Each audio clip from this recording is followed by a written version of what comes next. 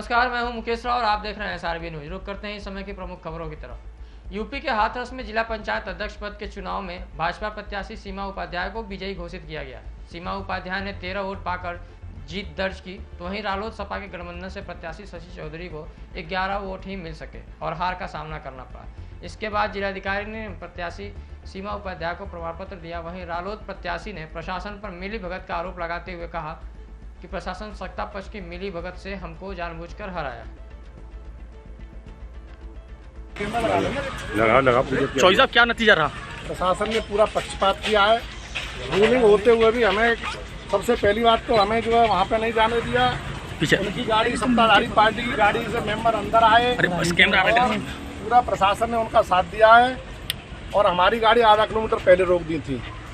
और काउंटिंग में रूलिंग है कि कोई भी जो मतदाता होता है वो वोटिंग जब खुलती है तो उसे देख सकता है। DM साहब से काफ़ी निवेदन करने के बाद भी उन्होंने नहीं हमारी सुनी और हमें चुनाव हरा दिया गया। कितने वोट मिले आपको? 11 वोट।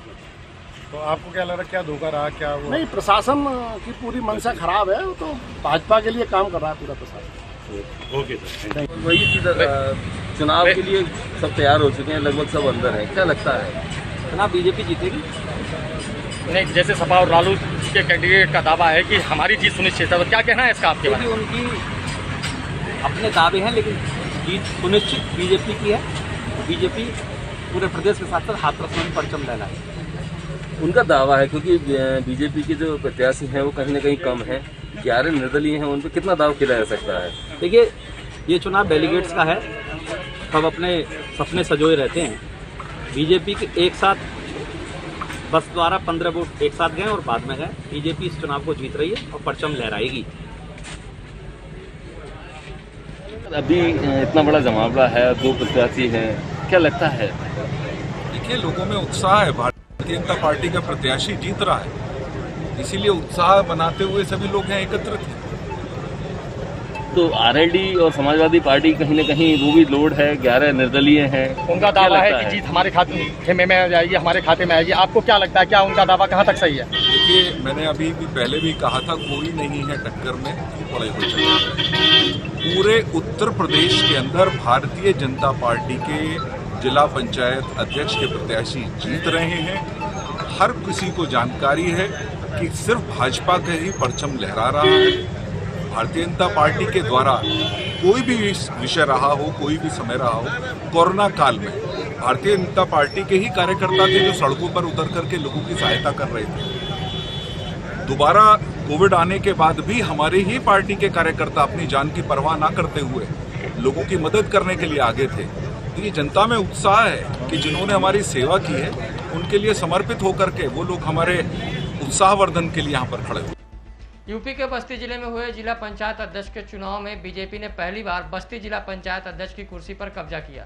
कल हुए जिला पंचायत अध्यक्ष के चुनाव में बीजेपी के संजय चौधरी विजयी घोषित हुए। उन्हें कुल 39 मत प्राप्त हुए, जबकि सपा के प्रत्याशी वीरेंद्र चौधरी को मात्र 4 मत प्राप्त हुए।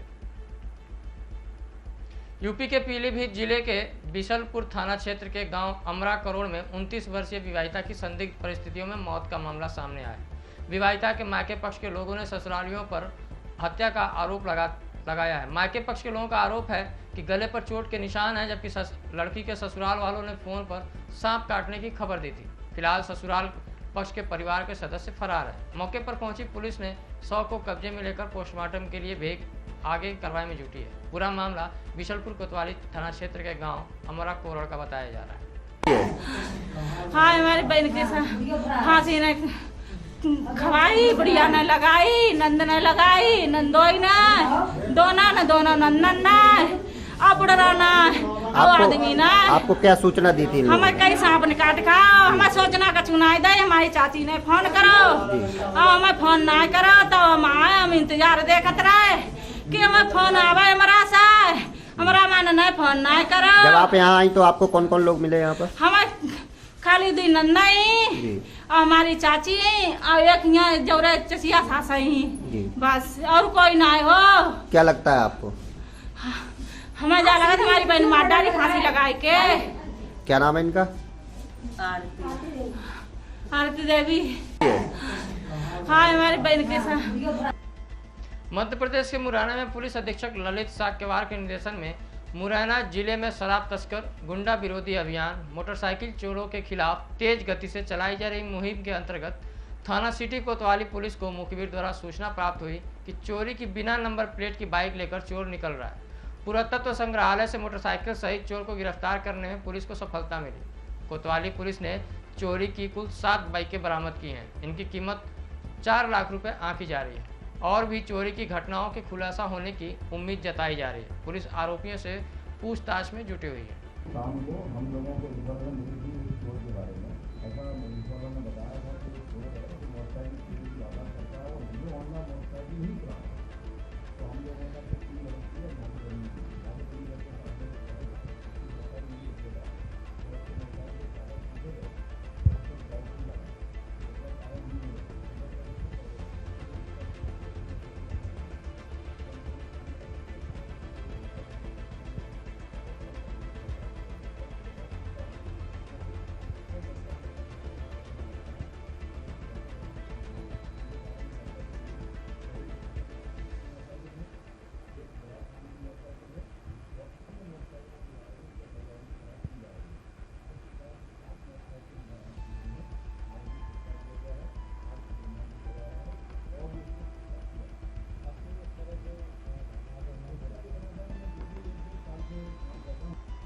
यूपी के पीलीभीत में एक दिवसीय दौरे पर पहुंचे हिंदू रक्षा सेना के राष्ट्रीय अध्यक्ष मंडलेश्वर स्वामी प्रमोद आनंद ने विवादित बयान दिया है। मदरसा और मस्जिद को आतंकवाद पैदा करने का केंद्र बताते हुए जिहादी मानसिकता वाले लोगों पर जमकर टिप्पणी की।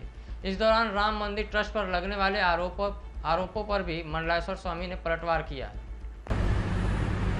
तो मुख्य रूप से मैं कहना चाहता हूँ कि देश में 900 साल के बाद श्री राम जन्मभूमि पर भव्य दिव्य मंदिर का निर्माण कार्य बहुत तेज गति से हो रहा है। कुछ देशद्रोही लोग, हिंदू द्रोही लोग, सेकुलर गैंग के लोग उस बनते हुए राम मंदिर को बाधा डाल करके रुकवाना चाहते हैं। तो इसीलिए आए दिन वह कोई न कोई बात उछालते रहते हैं। जैसे अभी उन्होंने श्री राम जन्मभूमि तीर्थ क्षेत्र के ट्रस्टियों पर भ्रष्टाचार का आरोप लगाया, जबकि वहाँ एक पैसे का भी गड़बड़ नहीं। तो देशवासी सभी लोग बड़े अपनी विद्युता के साथ सावधान रहें और इस जागरूक रहें कि मंदिर का काम जल्दी से जल्दी, जो लक्ष्य है कि 2002 में निर्माण कार्य पूरा हो जाए, 2022 में तो निर्माण कार्य पूरा हो जाए, उसमें किसी प्रकार की बाधा न आए। तो देश के सभी लोग जागरूक रहें, मेरा विशेष रूप से तो आग्रह ही है। और कुछ कहना चाहते हैं आप जिहादियों पर? अभी जो एक आपने बयान दिया था उसके बारे में कुछ कहेंगे? पूरे देश में नहीं तो पूरे विश्व का कह दीजिए, पूरे विश्व को 2 भागों में जिहादियों ने बांट दिया। एक तो इस धरती पर मुसलमान रहते हैं जो कुरान और अल्लाह को मानते हैं। बाकी लोग जो अल्लाह और कुरान को नहीं मानते वो सब काफिर हैं। वो है कुरान के द्वारा, कुरान के माध्यम से, मौलवियों के माध्यम से, मस्जिद और मकबरों के माध्यम से पूरे विश्व में प्रसारित करने का प्रयास करा जा रहा है कि इस भूमि पर काफिर को रहने का कोई अधिकार नहीं है। इस भूमि का मालिक केवल मुसलमान है जो अल्लाह और कुरान को मानता है। अर्थात आतंकवाद की फैक्ट्री तैयार हो गई। उत्तर प्रदेश के गोंडा जिले में नगर कोतवाली राजनीति के अखाड़े में तब्दील हो गई है। सपा और भाजपा के विवाद में सपाइयों पर पुलिस की जमकर लाठियां बरसी। दरअसल आपको बताते चले कि नगर कोतवाली पुलिस को किसी ने सूचना दी कि 25 बीडीसी सदस्यों को सपा ने बंधक बना लिया है। नगर कोतवाली टीम ने मामले को संज्ञान में लेते हुए सूचना के आधार पर स्कूल पहुंच गए, जहां पर 25 बीडीसी पाए गए। उन सभी को एक बस में बैठाकर कोतवाली नगर लाया गया, जहां पर उनसे पूछताछ हो ही रही थी कि तभी सपाइयों का हुजूम पहुंचने से माहौल बिगड़ गया। दोनों पक्षों में तनातनी होते देख कोतवाली पुलिस को लाठी बरसानी पड़ी। थाना कोतवाली नगर जनपद गोंडा स्थानीय पुलिस को ये सूचना मिली कि शहर के एक होटल में कुछ क्षेत्र पंचायत सदस्यों को बंधक बनाकर रखा गया है। इस सूचना के आधार पर स्थानीय पुलिस द्वारा त्वरित कार्रवाई करते हुए जानकारी की गई तो एक विद्यालय में रुपये ब्लॉक के लगभग 30 के करीब क्षेत्र पंचायत सदस्य मौजूद मिले। इन सबसे जानकारी की गई और स्वतंत्र रूप से पूछताछ के लिए इनको थाने लाया गया। इनके बयान दर्ज करने के बाद इनको इनकी इच्छानुसार सकुशल इनके घर भिजवाया जा रहा है। इस प्रकरण में गहराई से जांच की जा रही है, आवश्यक विधिक कार्रवाई की जाएगी। सारे लोग हमारे यहाँ बैठे हुए थे। ये लोग जो है पहुँचे पुलिस वाले कि इन लोगों को जो है आपने जबरदस्ती जो है किडनैप किया हुआ है। हम कहे आप सारे लोगों से बयान ले लीजिए, अगर कोई किडनैप किया तो आप बताइए, अब आप उनको लेके चले जाइए। लेकिन ये लोग नहीं माने, जबरदस्ती सबको पकड़ के लेकर आए हैं। कौन नहीं माने? दिया पुलिस वाले, इंस्पेक्टर, CO, जितने पुलिस वाले थे सारे लोग। अब ये लाके अब जो है यहाँ सारा बयान ले लिए हैं। अब उनके घर के परिजन के लोग जो आए हैं कह रहे थे पहले कि जो हम बयान लेंगे उसके बाद उनके परिजनों को सौंप देंगे। अभी कह रहे हैं हम उनके परिजनों को ना दे के उनके घर ले जाएंगे। अब जहां हमारी इच्छा कहेगी वहां उनको जिसको दे देंगे। तो आपके मुताबिक जो है मतलब ये सत्ता के दबाव में पुलिस, ये पूरा सत्ता के दबाव में पुलिस काम कर रही है। सत्ताधारी लोग, सारे सत्ताधारी लोग यहीं खड़े हुए हैं और पूरा सत्ता के दबाव में सारा काम ये लोग कर रहे हैं। कितने लोगों को लेकर आए? ये 25 लोगों में 25 लोग लेकर आए हैं मीटिंग से। अब ये जो है अब ये चाह रहे हैं कि जो है इनको किसी हिसाब से उन लोगों को जो है दे दिया जाए। यूपी के पीलीभीत जिले के पूरनपुर क्षेत्र में उस समय हड़कंप मच गया जब एक महिला की पुरानी रंजिश के चलते गांव के ही युवक ने घर में घुसकर महिला की पिटाई कर दी और फायर झोंक दिया। सिर में गहरा जख्म होने की वजह से वह घायल हो गई। इलाज के लिए उसे CHC में भर्ती कराया गया। मौके पर पहुंचे CO कोतवाल परिजनों ने की काफ़ी झड़प हुई। हालत गंभीर होने पर उसे जिला अस्पताल रेफर कर दिया गया, जहां उपचार के दौरान महिला की मौत हो गई। घटना को लेकर परिजनों का रोकर बुरा हाल है। लगभग 1 घंटे तक एम्बुलेंस न आने पर महिला अस्पताल में ही पड़ी तड़पती रही। आरोपी पर घायल महिला के देवर राजकुमार ने कुछ दिन पहले मारपीट और दलित उत्पीड़न का मुकदमा दर्ज कराया था। इसके अलावा कुछ साल पहले भी आरोपी पर हत्या का मुकदमा दर्ज हुआ था। कोतवाल हरीश कुमार वर्धन ने बताया कि झगड़े में महिला के परिजनों ने गोली मारने का आरोप लगाया है। जाँच की जा रही है। घटना आई सामने, क्या है पूरा मामला? ये पूरनपुर थाना क्षेत्र का पिपरिया गाँव है। वहाँ पे एक महिला है, इनको आज इनकी गोली लगने से मृत्यु हो गई। इनको यहाँ जिला अस्पताल लाया गया था, जहाँ पे डॉक्टरों ने इनको मृत घोषित कर दिया है। और इन्होंने आरोप लगाया है कि इनके गांव का ही कपिल पांडे नाम के व्यक्ति ने इनको गोली मारी है, जिसकी वजह से इनकी मृत्यु हुई है। और इन्होंने ये भी बताया कि इनमें आपस में कुछ रंजिश चल रही थी और कपिल पांडे के खिलाफ मृतका महिला के देवर ने एक FIR पंजीकृत कराई थी मई महीने में, और उसी की रंजिश के चलते इसने ये घटना को अंजाम दिया है। बताया सर अन्य भी लोग घायल हैं। एक और व्यक्ति को चोट लगना बता रहे हैं, तो इसमें हम आगे जांच करा रहे हैं कि क्या घटना क्या हुई है। यूपी के गोंडा जिले में पुलिस अधीक्षक गोंडा संतोष कुमार मिश्रा ने साइबर अपराध के मामलों को अत्यंत गंभीरता से लेते हुए साइबर सेल गोंडा को ऐसे सभी मामलों में त्वरित कार्रवाई कर पीड़ितों को न्याय दिलाने और ठगी की राशि तत्काल वापस कराने के लिए आदेश दिए थे। पुलिस अधीक्षक गोंडा के कुशल निर्देशन एवं नोडल अधिकारी अपर पुलिस अधीक्षक गोंडा के पर्यवेक्षण में साइबर सेल गोंडा ने तत्काल कार्रवाई करते हुए ठगी गई धनराशि 14,70,285 रुपये का पेमेंट गेटवे संबंधित बैंक से संपर्क एवं पत्राचार कर पीड़ितों के खाते में वापस कराया। ठगी गई धनराशि वापस होने पर आवेदकों द्वारा गोंडा पुलिस को हृदय से धन्यवाद दिया गया है। रिकवरी हुई है, किस चीज़ की रिकवरी हुई है, कहां से हुई है, किन से हुई है और कैसे हुई है? जनपद गोंडा में साइबर अपराधियों के खिलाफ लगातार जो एक्शन चल रहा था, उसी के तहत जनपद गोंडा की साइबर सेल की टीम के द्वारा हमारे जितने भी जो आवेदक करता थे या जो पीड़ित थे, उनको 15 लाख रुपए करीब उनके जो अलग अलग कारणों से चले गए थे, साइबर अपराधियों ने ठग लिए थे, वो वापस कराए गए हैं विभिन्न दिनों। यूपी के आजमगढ़ में जिला पंचायत अध्यक्ष पद के लिए शनिवार को हुए उपचुनाव में सपा ने अपना परचम लहराया। सत्तारूढ़ भाजपा के प्रत्याशी संजय निषाद को 74 मतों के अंतर से पराजित कर चुनाव में जीत हासिल की। आजमगढ़ में सपा लगातार तीसरी बार जिला पंचायत अध्यक्ष पद की सीट पर कब्जा जमाने में कामयाब रही। आजमगढ़ में कुल 84 जिला पंचायत सदस्यों के लिए शनिवार को सुबह 11 बजे से मतदान शुरू हुआ। शाम तक परिणाम घोषित कर दिया गया। जिला पंचायत अध्यक्ष पद के लिए सपा प्रत्याशी विजय यादव को 79 व संजय निषाद को 5 मत मिले। विजय यादव भाजपा प्रत्याशी को 74 मतों के अंतर से पराजित कर जिला पंचायत अध्यक्ष की कुर्सी पर काबिज हो गए। विजय की जीत पर सपाइयों में खुशी की लहर। तो क्या कहेंगे आज प्रचंड जीत में भारतीय जनता पार्टी के नेताओं ने भी आपको वोट किया है, भारतीय जनता पार्टी के सदस्यों ने भी वोट किया है, क्या कहेंगे इसमें? सबसे पहले तो हम अपने राष्ट्रीय अध्यक्ष अखिलेश यादव जी का बहुत बहुत धन्यवाद देते हैं। उन्होंने हमारे ऊपर विश्वास किया और हमें आजमगढ़ जिले मजबूत जिले से हमें प्रत्याशी बनाया।